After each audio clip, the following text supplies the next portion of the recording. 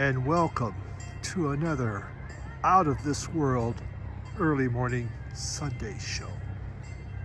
And welcome back to the early morning Sunday show. And won't you be my subscriber? And remember, I like you just the way you are. Cheers, Fred Rogers. Oh man, today get ready, man, because we got brand new music, some alt rock. There is some psychedelic. It's a masterpiece, a psych masterpiece. We have some neoclassical. Some more phenomenal psych stuff. Jazz. And a album that's kind of half porn, half religion. Yeah, seriously. And a classic from the early odds. So, okay. Let's go. This is going to be fun. Do it.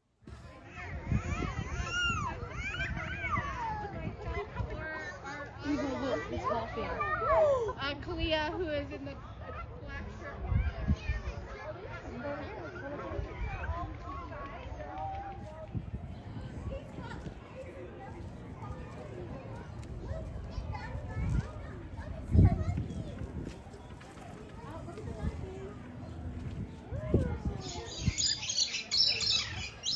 All right, are you ready to be entertained? If so, I don't know, you may want to switch channel because I sure in the hell can't promise I'm going to entertain you whatsoever. But me and Fred, we're going to try our best. So yeah, we'll see what we can do. Here in Pittsburgh, go take a look at the Fred Rogers exhibits. It's really good stuff. Interesting book, interesting man. Okay, doke. I'd like to thank the animals at the Denver Zoo for being a part of the broadcast on how we started. The zoo is one of those funny areas where you pay a lot of money to go in, and you're walking around, and you don't see a damn thing. You go to they have signs up there, the picture, whatever's supposed to be in there, and you don't see any of it. If you do see it, generally it's just their butt hanging out, hiding behind something.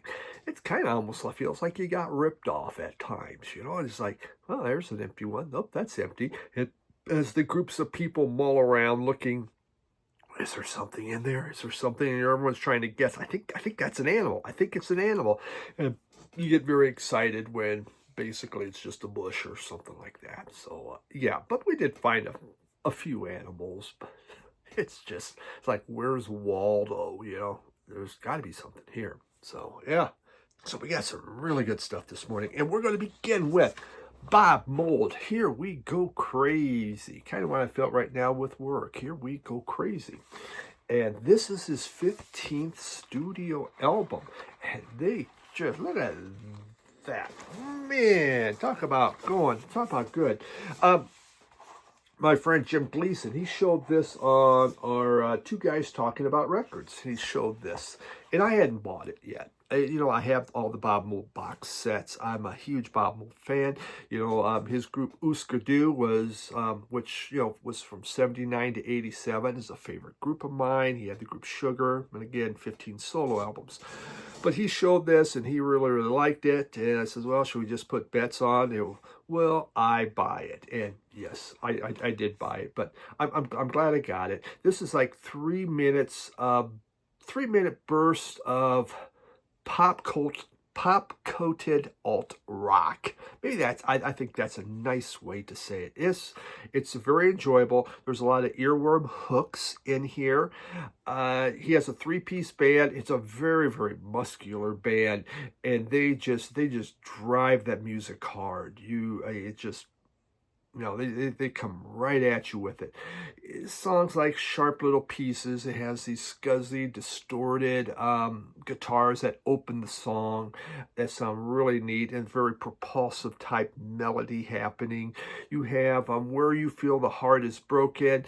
This is packed with sing-along chorus, in there. It sounds very, very nice. It's hard pounding, but it's also just so very catchy, very enjoyable.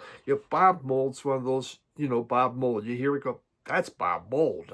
You know who it is. And he has that kind of guitar style that he's had for many, many years.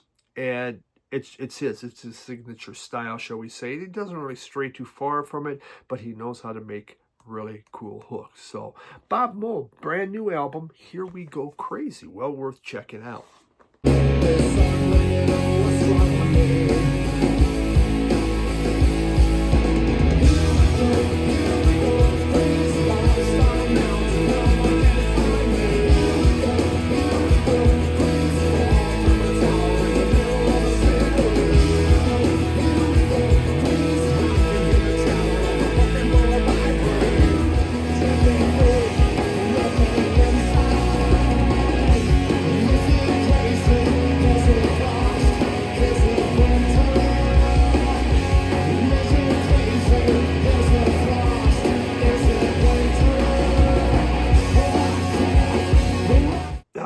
This is interesting. This my friend Michael, Poetry on Plastic, he had this is when he threw it into my hands, says, hey, you need to check this out. And trying to get the Obi strip to come down, damn Obi strips, but oh well, it's not going to happen.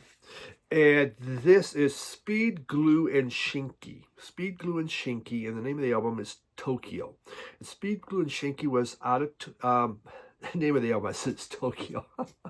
The name of the album is Eve, but they're from Tokyo. There we go. Eve's the name of the album, from Tokyo, formed in 1970, broke up in 72, so they didn't last very long. But what they made was a psychedelic masterpiece, which is this. This is, they're considered next after Flowering Traveling Band to be the greatest psychedelic power rock trio out of Japan. And this is amazing. This is really neat here, what came in with this. Let's show you. Pull this out because I wrapped them up. They have in here, let's see if I can pull some of these out.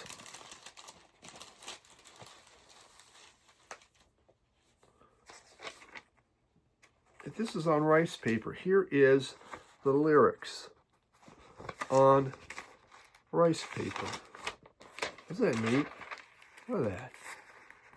Anything you wanted, whatever, all the lyrics and, credits all on. Yeah, that neat rice paper.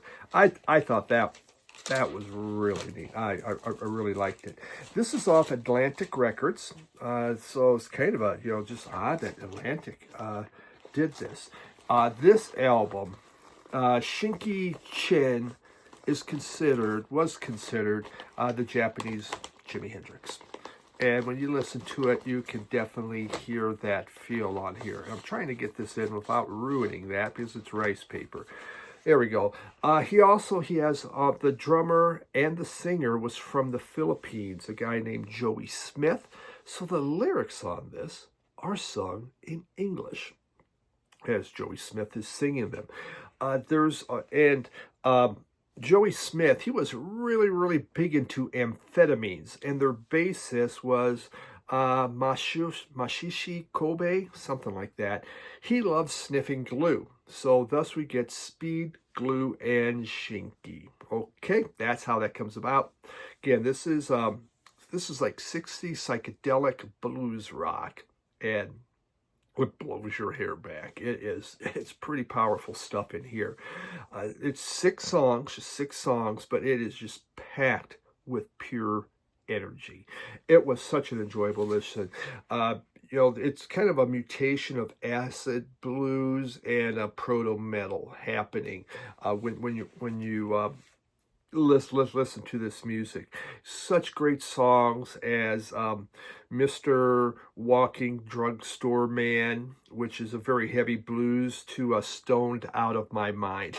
It is, this is very much a drug album. There's ones about, the ladies all are kind of, not great ladies that they sing about. It's kind of a dark lo-fi masterpiece might be the best way to kind of explain this. But yeah, it was really, really good. And so again, Michael Poetry and Plastic, thanks for telling me, say, you need to have this because this was incredibly good. This is obviously a new reissue because an original goes for tons of money. But Speed, Glue, and Shinki out of Japan, and the name of the album is Eve. If you love psychedelic rock, you cannot go wrong with this thing. If you like hard rock, blues rock, this has it all. Wonderful album, just wonderful.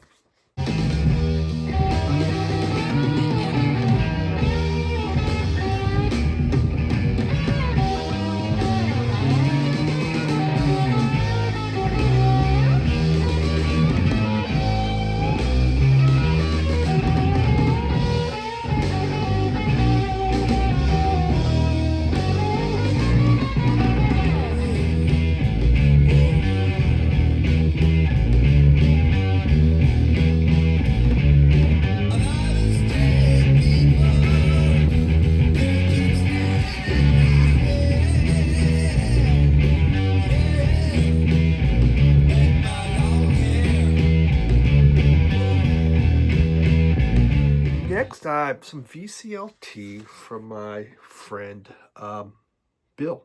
Bill at the Vinylverse. Excuse me, there. Getting through a cold. Just got a cold the other day. One of those spring colds coming in. And I mean, we had a really nice week, almost 80s. And now this week is going to be freaking kind of cold because we're starting to open pools. Figures. But Bill sent me this. Arvo Pärt. Arvo Pärt is a composer out of Estonia, born in 1935, still alive, still kicking.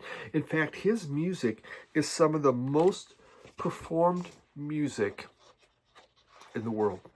It is just, it is so good. And this is the album that really set him apart from everyone else. Isn't that nice? I had a compilation CD of Arvo Pärt. You know, everyone knows I'm probably screwing that one up. But this compilation CD, there were some songs, and one of the songs on there was Tabula Rasa. And I just loved that song. I just thought that was incredible. And Tabula Rasa means absence of preconceived ideas. That almost kind of feels what this music's like.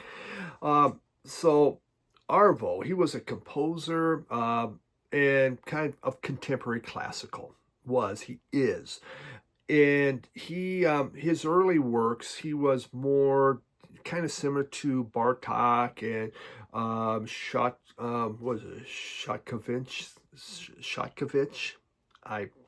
Yeah, one of those dudes. But then he began to get experimental with his music, and the Soviet Union just began to shutting him down. They did not want anything experimental really coming out. Then he became more avant-garde or spiritual, shall we say.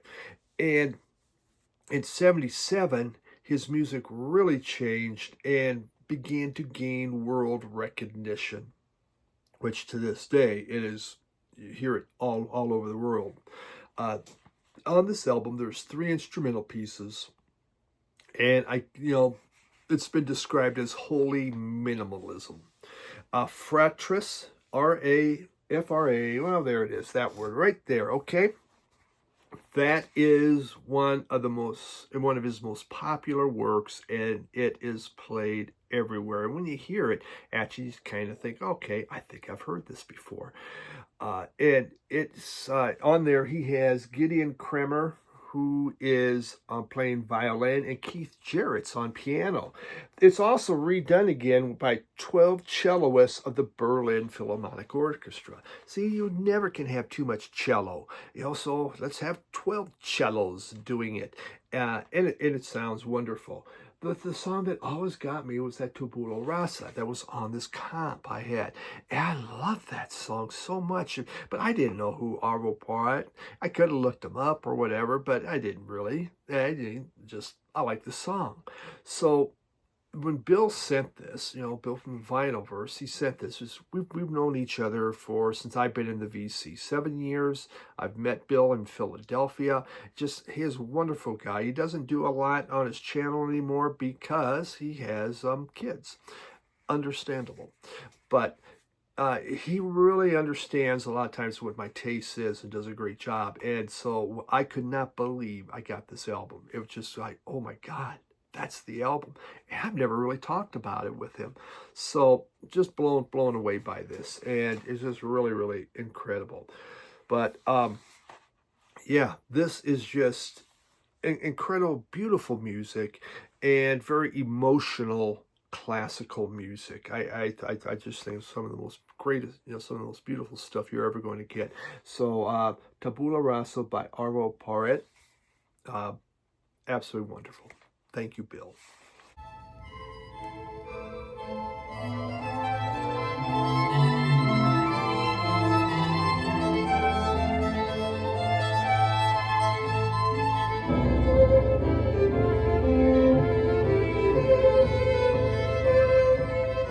This was something I found in a store, and I picked it up. I found Tiger Records. Those shocking, shaking days. This is a 3-album set of Indonesian psych rock. And this was incredible. 3 albums. Now, there was nothing on here. It's just the blank sleeves or whatever. I'm thinking, but that's odd. What are these songs? Who's doing it? Because this is all you get. This is it. You don't even know what you're listening to, anything about these groups. So I began reading, and I found out, well, when this album came out, they gave you a download card in which you could download the book. Wow, there's no download card. This came out, I believe, around 2014 or so, something like that. So you're not going to get it. So you really have no idea what's going on. But the very first one, when it was issued, came with a book. So what do you do in a case like that? Well, you just go into Discogs and you order the first one. And here we have it. And now this is a beautiful fold out. Isn't that nice? And it comes with a book. Yay! So now, have I read the book? Of course not. But did I want the book? You bet. Because in case I want to read the book, I wanted to have that option. So it explained what you are listening to, which is wonderful. This album there's just some amazing music in here. Again, it's music from Thailand. What was it? What was the years? From 1970 to 78, rock and funk. It says, those shocking, shaking days, Indonesian, hard, psychedelic, progressive, rock and funk from 70 to 78. Incredible stuff on here. So interesting. So much fun to listen to. A lot of it's sung in English. Not all of it. But it really rocks hard. This is, it's just one of those things I loved. When I'd shown what I'd picked up at Tiger Records, some people said, man, that was huge in the VC in the mid-teens. When this came out, everyone was talking about it. Well, I wasn't watching VC videos back then, no idea. I just saw this album cover and go, wow, that looks really neat. I should just give that a shot. And I'm glad I did. And I'm glad I went back and got this absolutely gorgeous, beautiful copy. I mean, wow. Even when I bought it, the guy had the hype stickers. He put it on the plastic sleeve. Isn't that nice? Yeah, that's pretty cool. 16-page full-color booklet with extensive liner notes. And on there, yeah. So, if you're interested in psych rock. So we've had I had psych out of Tokyo. Now we got psych out of Indonesia. A lot of Far East psych going on. It was far out in those days. Incredible stuff. Really neat.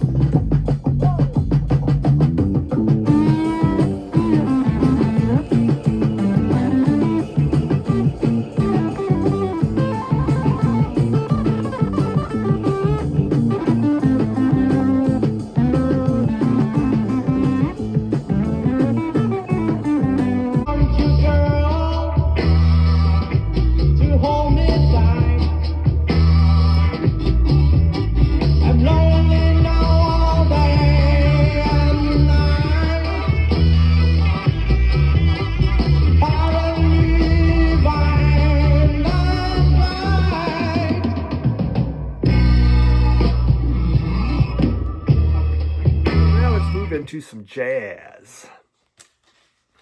Orgy and rhythm. Who doesn't love an orgy?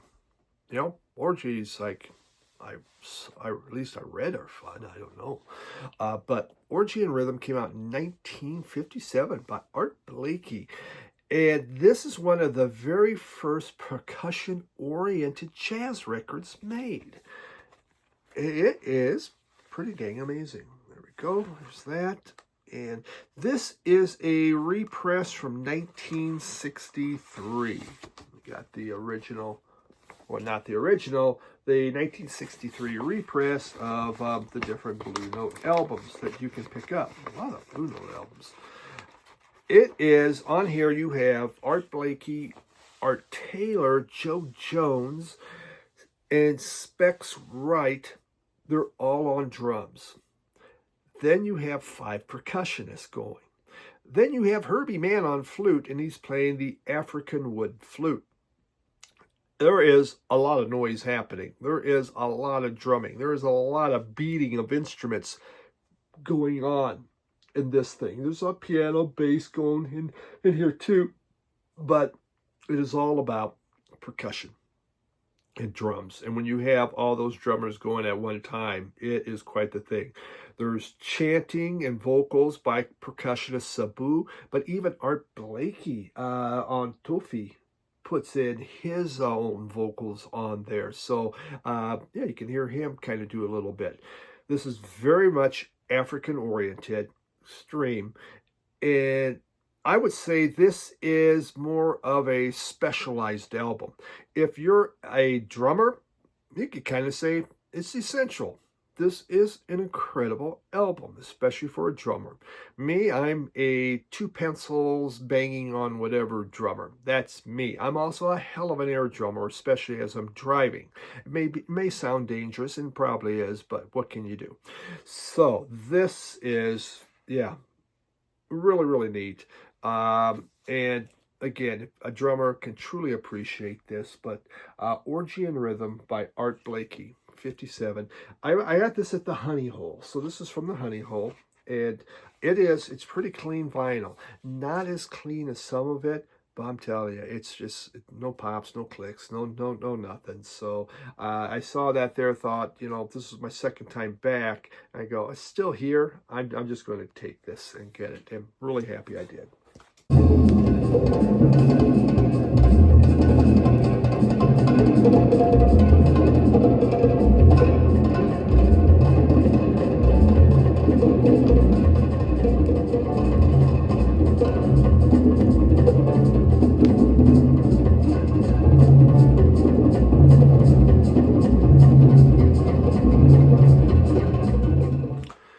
Remember 1990? Do you remember 1990? Remember? It was such an exciting time because we had Enigma. Yeah, remember this one? Sadness, Part 1. Well, this is a EP of basically, you know, the single, Sadness, Part 1.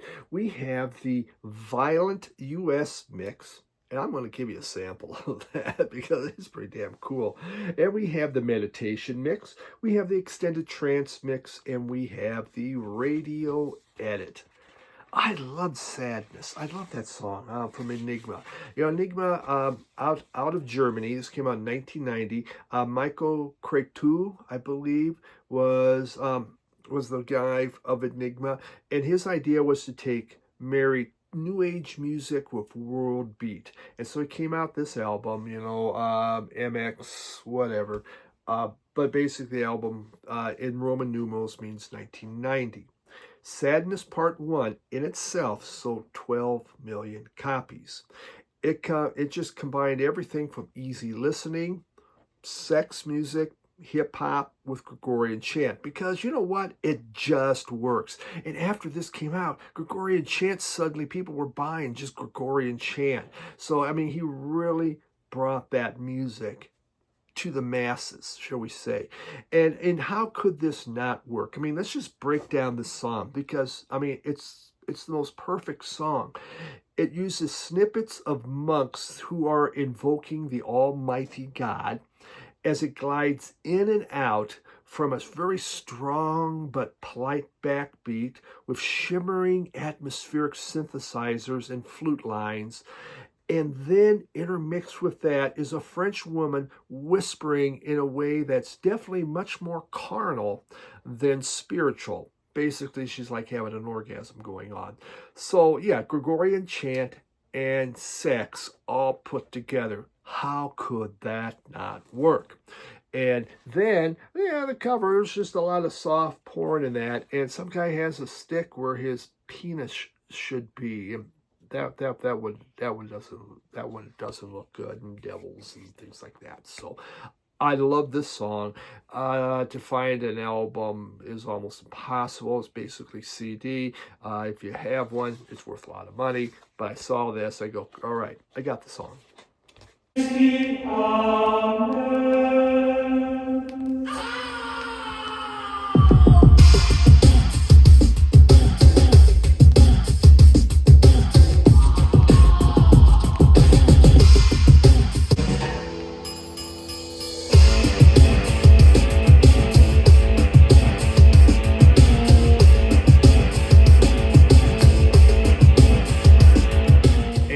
Finally, we have some Franz Ferdinand,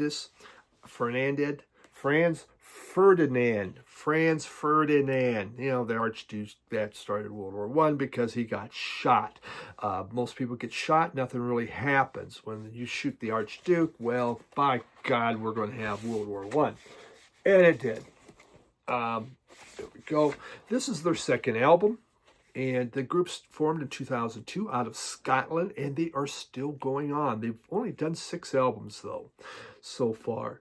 But they just put out a brand new one this year, The Human Fear. So if you're a fan of Franz Ferdinand, check it out. Music, kind of indie rock, post-punk, revival, I would say. This is second album, came out in 2005. And, their debut had Take Me Out, which just blew everything away. This is very similar. Music is very similar to what you hear on the first album. If you like the first album, chances are you're going to like this one. It's filled with spiky guitars, kind of this brooding, crooning type vocals happening, and punky yet very danceable beats. There's some great moments on here, like songs like The Fallen and I'm Your Villain, which I thought kind of has a cool, sinister vibe to it. Some of the songs kind of feel like they were leftovers from their debut. Our debut did so well, we didn't use these, let's pop them on here. Kind of get that feeling to some extent, but it's still really, really good. There's a song called Fade Together. It's kind of atmospheric, piano-driven. Yeah, I like this. This is a $5 album at Barnes & Noble. The 50% were all $5. So, for $5, that was one. There's a lot of $5 albums I did not buy because I wouldn't listen to. I don't care if it's $5.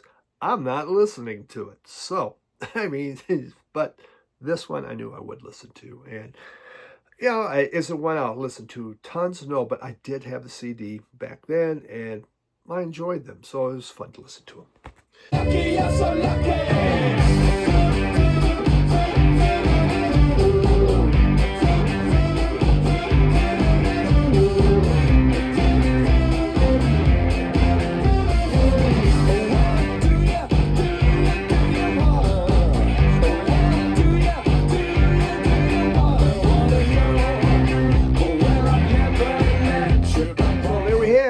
There we got her. there, that's it for this week.